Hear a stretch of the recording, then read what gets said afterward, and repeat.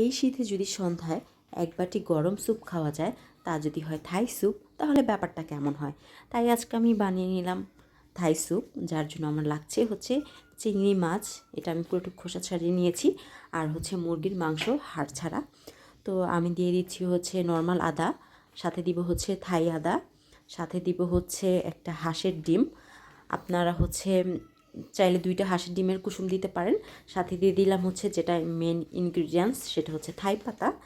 আর এখন আমি দিয়ে দিচ্ছি হচ্ছে পরিমাণ মতন লবণ, সাথে দিব হচ্ছে মরিচের গুঁড়ো পরিমাণ মতন, সাথে দিব হচ্ছে গোলমরিচ পরিমাণ মতন, সাথে দিব হচ্ছে সয়া সস পরিমাণ মতন।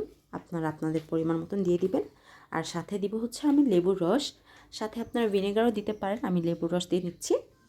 আর হচ্ছে একটু বেশি লেবুর রস দিতে হবে, আবার যদি লাগে পরবর্তীতে আপনি বাড়িয়ে দিতে পারেন। সাথে দিয়ে দেবো হচ্ছে আমি 3 চামচ কর্নফ্লাওয়ার গুলিয়ে নিয়েছি নর্মাল পানির সাথে, তো এটা মিক্সড করে দিচ্ছি। আর এখানে দিয়ে দিব হচ্ছে টমেটো সস বা কেচাপ, আপনাদের কাছে যেটা থাকে সেটা দিয়ে দিবেন। ওর সব উপকরণ একসাথে দেওয়ার পর খুব সুন্দর করে এগুলো মিক্স করতে হবে।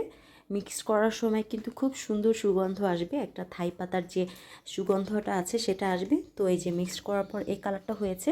এখন আমি এখানে 5 কাপ বা 4 কাপ পরিমাণ পানি মিক্সড করে দেন হচ্ছে চুলায় দিয়ে দিব। 10 মিনিটের মতো চুলায় দিয়ে নাড়তে হবে, খুব সুন্দর একটা কালার চলে আসবে। যে আমার কালারটা চলে আসছে, ক্যামেরাতে এত ভালো না বোঝা গেলেও কিন্তু কালারটা অনেক সুন্দর।